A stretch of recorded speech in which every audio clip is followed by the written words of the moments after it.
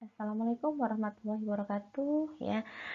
Saya Bu Arliana yang pada kesempatan kali ini akan memaparkan materi ya tentang analgetik dan antipiretik ya. Namun sebelum perkuliahan kita mulai ya, mari kita berdoa dulu, semoga semuanya diberikan kemudahan, ilmu yang didapat juga bermanfaat. Berdoa dipersilakan. Ya, berdoa selesai ya. Materi analgetik dan antipiretik untuk yang pertama. Ya. Untuk yang pertama yang akan kita bahas adalah analgetik ya. Analgetik atau obat-obatan penghilang rasa nyeri ya. Pastinya dari Anda sudah pernah mendengar ya untuk hal ini ya. Mungkin ada yang belum ya. Analgetik atau obat-obatan penghilang rasa nyeri adalah zat-zat yang mengurangi atau melenyapkan rasa nyeri tanpa menghilangkan kesadaran. Jadi Anda tetap atau kita masih tetap terbangun, tetap sadar, tapi rasa nyeri itu hilang atau lenyap. Ya. Cara kerja atau khasiat obat analgetik ini adalah merupakan kelompok antiinflamasi non-steroid ya, bekerja dengan cara menghambat sintesa prostaglandin dalam jaringan tubuh dengan menghambat enzim siklooksiggenase sehingga mempunyai efek yang analgesik ya. Berarti di sini peran dari obat analgesik itu adalah mencegah inflamasi ya atau peradangan ya sehingga tidak menimbulkan rasa nyeri. Ya, analgesik dibagi menjadi dua ya, analgesik apoidi, analgesik narkotika ya. Sudah pernah dengar pastinya ya. Ini merupakan kelompok obat yang memiliki sifat-sifat seperti opium dan morfin. Ya, guna obat ini adalah untuk meredakan atau menghilangkan rasa nyeri seperti fraktur dan kanker. Ya, sudah pernah dengar ya. Nah, ini yang manfaat sebenarnya dari narkotika. Makanya kalau ada yang di luar indikasi oleh kedokteran, berarti itu melakukan penyalahgunaan narkoba atau narkotika. Kemudian macam analgesik apoidi, yang pertama adalah metadon. Di sini kerjanya sama dengan morfin ya, lengkap, sedatif, lebih lemah tapi dibanding dengan morfin. Indikasinya adalah detoksifikasi ketergantungan morfin, nyeri hebat pada pasien yang di rumah sakit ya. Jadi obat ini memang dalam pemantauan oleh dokter. Efek yang tidak diinginkan bisa depresi pernafasan ya, misalnya sesak napas, kemudian konstipasi, gangguan sistem saraf pusat ya, hipotensi ortostatik ya, mual dan muntah pada awal dosis ya. Itu. Kemudian fentanyl ya. Fentanyl ini cara kerjanya lebih poten daripada morfin ya. Maksudnya untuk cara kerjanya lebih maksimal daripada yang morfin. Kemudian tetapi di sini fentanyl ini menimbulkan depresi pernafasan lebih kecil ya kemungkinannya ya. Kemudian untuk indikasinya ya, medikasi ini dilakukan pada yang praoperasi yang digunakan dalam anestesi. Ya, adapun efek yang tidak diinginkan atau efek samping yaitu depresi pernafasan lebih kecil kemungkinannya ya. Rigiditas otot, bradikardi ringan. Ya, jadi ada sensasi yang berdebar-debar ya jantungnya. Ya, untuk selanjutnya adalah kodein ya. Kodein ini mekanisme kerjanya itu 10% kodein diubah menjadi morfin ya. Sehingga muncul cara kerjanya untuk menghilangi rasa sakit itu karena disebabkan oleh adanya morfin. Kodein ini juga merupakan antitusif ya, menekan batuk. Pada zaman dulu ya, sebelum penelitian yang terbaru akhir-akhir ini ya, kodein ini masuk di komponen obat batuk ya, sehingga menekan batuk. Ada orang batuk, minum obat batuk tersebut tidak menimbulkan sensasi batuk ya. Namun setelah dievaluasi, adanya kodein ini malah justru menimbulkan sesak pada si pasiennya itu, sehingga terutama pada balita ya, untuk kodein ini sudah tidak boleh digunakan lagi dalam obat batuk untuk anak-anak ya. Kemudian indikasi pemberian kodein adalah penghilang rasa nyeri minor ya. Kemudian efek tidak diinginkan serupa dengan morfin tetapi kurang hebat pada dosis yang menghilangkan nyeri sedang. Pada dosis tinggi ya menimbulkan toksisitas yang sama dengan morfin. Kemudian analgesik non-narkotik ya.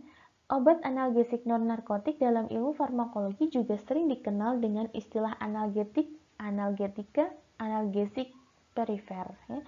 Efek samping obat-obat analgesik perifer ya bisa menimbulkan kerusakan lambung, kerusakan darah, kerusakan hati dan ginjal, dan kerusakan kulit. Ya, macam-macam obat analgesik non-narkotik ya, ada ibuprofen, paracetamol, dan asamefenamat ya. Pastinya obat-obat ini kalau Anda pernah mengalami sakit atau nyeri ini sudah pernah dikonsumsi ya, apalagi terkait dengan obat paracetamol ya, sudah familiar sekali.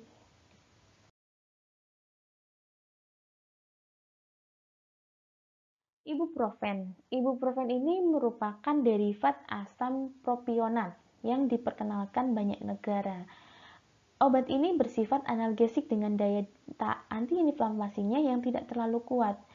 Efek analgesiknya sama dengan aspirin. Ibu hamil ya dan menyusui tidak dianjurkan minum obat obat ini ya atau obat-obat yang mengandung ibuprofen karena bisa mengganggu proses pembentukan janinnya.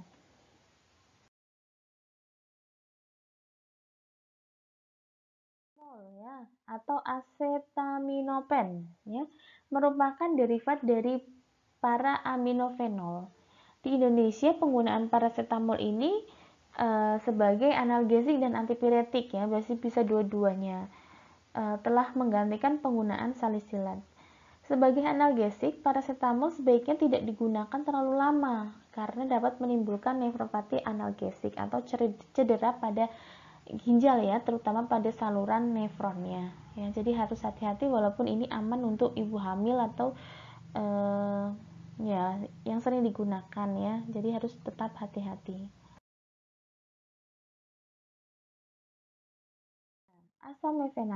Asamefenamat ini digunakan sebagai analgesik ya.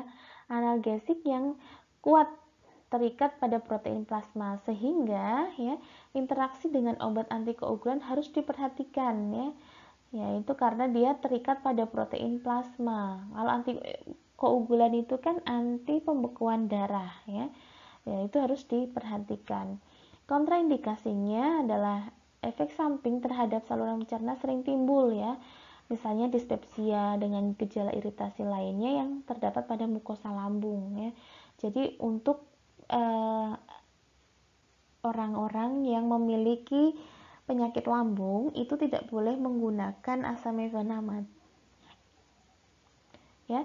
Kemudian atau bisa menggunakan asamefenamat tapi dengan didampingi mungkin setelah makan, harus dipatuhin itu ya. Kemudian meredakan nyeri ringan seperti sakit kepala, sakit gigi, dan dismenor primer ya. Dosisnya pada dewasa dan anak-anak lebih dari 14 tahun itu sekitar 500 mg ya. Selanjutnya dosisnya 250 mg setiap 6 jam sesuai dengan kebutuhan ya. Jadi kita pertama kali minum itu dosisnya adalah 500 ya. Namun setelah 6 jam kemudian setiap 6 jam itu dosisnya separuh ya. Tidak boleh satu, itu nanti kebanyakan. Efek samping asamefenamat ya bisa mengganggu pada sistem pencernaan ya, mual, muntah, gangguan saluran pencernaan lainnya, dan rasa sakit pada perut ya. Sistem saraf ya, rasa ngantuk, pusing, penglihatan kabur, dan insomnia. Makanya pada obat-obat yang mengandung asamefenamat ini biasanya tidak disarankan untuk berkendara setelah mengkonsumsi obat tersebut. Ya, kulit kadang-kadang ruam atau erupsi kulit ya. Erupsi itu berarti reaksi yang timbul pada kulit akibat pemakaian obat yang terlalu lama ya, misalnya seperti bintik-bintik merah seperti itu. Cara mengatasi efek samping ya dari asmef ya, sebaiknya diminum sesudah makan. Nah, ini yang seperti saya jelaskan tadi ya, karena katanya bisa merusak mukosa lambung sehingga dia harus dikonsumsi setelah makan ya. Jangan digunakan lebih dari 7 hari atau lebih dari dosis yang dianjurkan kecuali atas petunjuk dokter ya. Kemudian perhatian khusus harus digunakan pada penderita dengan gangguan fungsi ginjal dan jantung. Hati-hati juga jika digunakan pada wanita hamil dan menyusui ya. Kemudian bila terjadi perdarahan atau ulkus ya, pemberian harus dihentikan ya. Gitu. Pereda nyeri pada persalinan ya. Tadi kita sudah membahas tentang pereda nyeri pada umumnya ya. Untuk kali ini pereda nyeri pada persalinan ya. Yang pertama adalah analgetika inhalasi. Ini bentuknya gas, nanti dihirup untuk mengurangi rasa nyeri ya. Kemudian bisa digunakan pada masa transisi ya. Kala dua persalinan, pada saat penjahitan perineum, atau sementara menunggu analgesika epidural untuk pemberian hasil yang efektif ya. Namun ada efek sampingnya, yaitu depresi sistem saraf pusat ya. Nanti ada halusinasi, mual, dan hipoksia.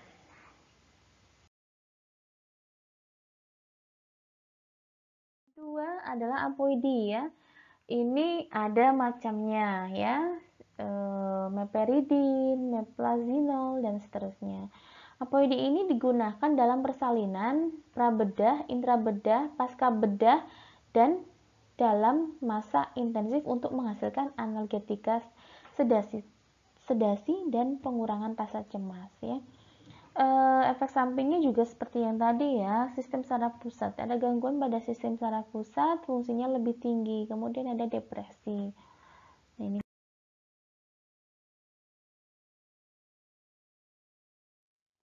ya, materi selanjutnya adalah antipiretik ya. Antipiretik ini adalah obat untuk menurunkan panas ya. Hanya menurunkan temperatur suhu saat panas ya, tidak berefektif pada orang yang normal ya. Orang normal kok dikasih paracetamol ya, tetaplah suhunya seperti itu ya. Ini hanya efektif pada yang memiliki suhunya tinggi.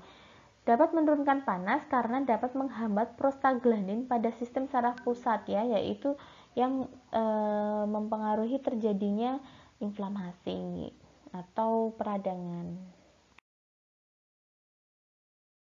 Macam-macam obat antipiretik ya. Ini ada benorilat, piralozon, paracetamol, asam asetil salisilat, dan ibuprofen ya. Ya, untuk yang pertama adalah benorilat ya. Benorilat ini adalah kombinasi dari paracetamol dan ester aspirin ya. Ini sehingga mempunyai dua fungsi, yaitu fungsi inflamasi dan fungsi antipiretik. Ini pada pengobatan anak dengan demam ya, ini lebih efektif dibandingkan dengan paracetamol dan aspirin ya, tapi penggunaannya terpisah ya.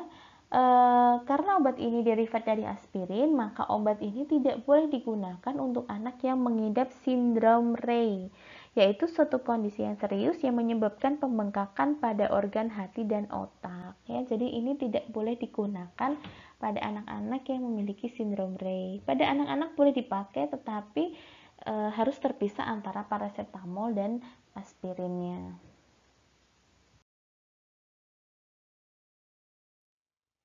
Selanjutnya adalah piralozon ya.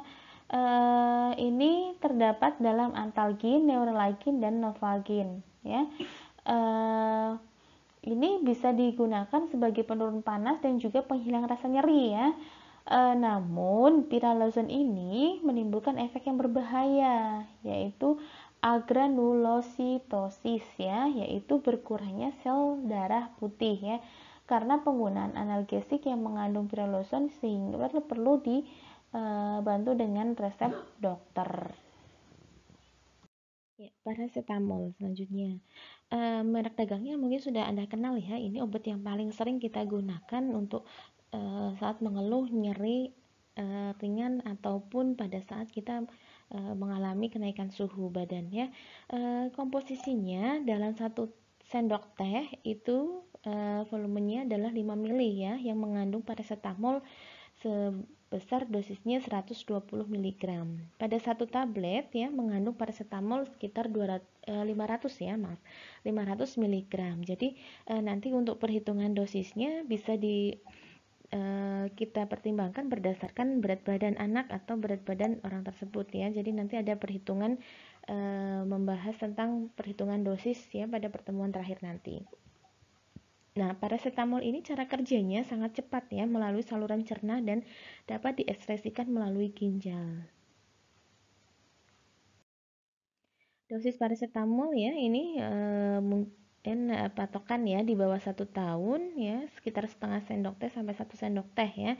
Berarti tadi kalau misalnya 1 sendok teh itu mengandung 120 mg ya. Kalau setengah sendok teh berarti separohnya ya 60 mg setiap 4 sampai 6 jam ya. Hal ini diperlukan bila pada saat kita mencoba 3 kali sehari atau setiap 6 jam dikonsumsi suhu badan anak atau seorang anak itu tidak turun ya. Jadi kita perlu coba memberikan paracetamol tiap 4 jam sekali ya. Begitu juga usia di atasnya ya. Namun di sini untuk dewasa ada maksimum ya 4 gram per hari ya. Selanjutnya adalah asam asetil salisilat ya atau asetosal ya. Tiap tabletnya ini mengandung 100 mg ya. Cara kerjanya adalah mempengaruhi sistem saraf pusat untuk pengaturan suhu yaitu di hipotalamus. Ya sehingga nanti efeknya adalah dapat menurunkan demam dan menghambat pembentukan prostaglandin ya. Sebagai antiinflamasinya sehingga dapat menurunkan rasa sakit. Ya, untuk dosisnya silakan bisa dipelajari ya. Dibaca untuk dewasa 4 kalinya maksimum 1 gram ya. 1 gram. Kemudian untuk anak kurang dari 1 tahun ya 10 mg berarti 1/10-nya ya. Kemudian 1 sampai 12 tahun 4 sampai 6 kali. Di atas 12 tahun ya maksimum 2 gram per hari ya 500 mg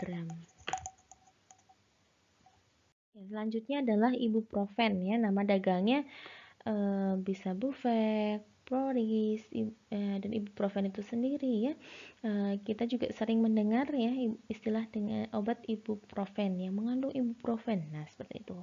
Nah, cara kerjanya ini juga menghambat enzim yang memproduksi prostaglandin ya. Sehingga inflamasi dapat dikurangi ya dan mengurangi juga rasa sakit ya, demam dan nyeri. Untuk dosisnya juga ditentukan berdasarkan usia ya. 1 sampai 2 tahun sekitar 50 mg, 5 sampai 7 tahun 100 mg dan seterusnya. Nah, indikasi secara global untuk pemberian antipiretik ini adalah untuk mengurangi rasa nyeri dan demam, ya, itu indikasinya, ya. Kemudian kontraindikasinya tidak boleh digunakan pada orang yang mengalami gangguan ginjal, fungsi hati, hipersensitif terhadap paracetamol dan asam asetilsalisilat, ya, dan ibuprofen. Jadi tidak boleh ya karena ini semua metabolismenya obat yang masuk ke dalam tubuh kita itu diatur oleh hati dan ginjal ya. Kemudian cara mengatasinya sebaiknya obat ini diminum setelah makan atau bersamaan dengan makanan ya. Jauhkan dari jangkauan anak-anak guna mencegah salah penggunaan obat. Hati-hati untuk penggunaan fungsi ginjal dan hati. Ya, untuk selanjutnya adalah obat imunologi ya. Imunologi itu adalah suatu cabang ilmu biomedis yang membahas atau mengkaji tentang semua aspek sistem imun ya, yaitu sistem kekebalan tubuh pada suatu organisme. Imunisasi ini ada dua ya, yaitu imunisasi aktif dan imunisasi pasif. Untuk imunisasi aktif ya, itu kekebalan tubuhnya didapat dari tubuh itu membentuk antibodinya sendiri ya. Ada dua macam. Yang pertama imunisasi aktif alamiah, yang kedua imunisasi aktif buatan. Imunisasi aktif alamiah ini yang secara otomatis ya, sistem kekebalan tubuhnya diperoleh dari setelah dia sembuh dari suatu penyakit. Misalnya ya, pada penyakit misalnya anak diberikan imunisasi sebelumnya dia sakit campak ya. Nanti tubuhnya akan berarti sudah menghasilkan sistem imun terhadap penyakit campak. Kemudian imunisasi aktif buatan ya. kekebalan tubuhnya didapat dari vaksinasi yang diberikan untuk mendapatkan perlindungan dari suatu penyakit. Nah, misalnya si anak itu kondisinya sehat, tetapi dia harus imunisasi ya, penyakit imunisasi campak ya, berarti dia nanti tubuhnya akan memproduksi sistem imun guna mencegah penyakit campak gitu. Nah, macam-macam imunisasi aktif buatan ya, bisa dilihat kita sering mendengar ada 5 imunisasi dasar lengkap ya, ada hepatitis B, BCG, polio, DPT, dan campak ya. Ini masing-masing untuk mencegah penyakit tertentu ya, bisa dibaca ya. Kemudian ya, untuk jadwal imunisasi 5 dasar lengkap ya, atau imunisasi aktif buatan ya, itu ada jadwalnya ya, pemberiannya, kemudian waktu pemberiannya ya, dengan jarak 4 minggu ya, dari suntikan pertama sampai suntikan kedua, kedua ketiga, ketiga keempat ya, itu ada jarak ya yang efektif ya. Kemudian ada umurnya juga, kemudian dosis dan tempat penyuntikan. Nah, ini harus benar-benar diperhatikan ya, karena untuk memaksimalkan efek dari imunitas itu sendiri ya. Selanjutnya adalah imunisasi pasif ya, di mana kekebalan tubuh seseorang itu diperoleh dari kekebalan tubuh yang didapatkan dari luar. Ada dua macam, yaitu imunisasi pasif alamiah dan imunisasi pasif buatan. Yang pasif alamiah itu diperoleh karena diturunkan langsung dari ibunya yang merupakan ibu kandung ya, langsung ketika berada dalam kandungan. Misalnya, kekebalan tubuh seorang anak atau bayi yang diturunkan dari ibunya melalui aliran plasenta ya. Kemudian setelah lahir, bayi mendapatkan ASI ya, di mana dalam ASI itu juga mengandung antibodi ya.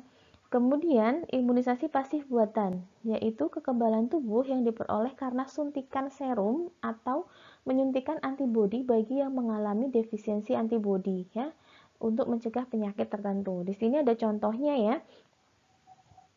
Sekian materi tentang analgetik, anapiretik, sama obat imunologi ya. Silahkan dipelajari lagi, dibaca, dikerjakan kuisnya ya. Bila ada hal yang belum jelas, silahkan ketik ya pertanyaannya di dalam kolom forum yang sudah disediakan pada pertemuan hari ini ya. Terima kasih, saya akhiri. Wabillahi taufiq wal hidayah. Wassalamualaikum warahmatullahi wabarakatuh.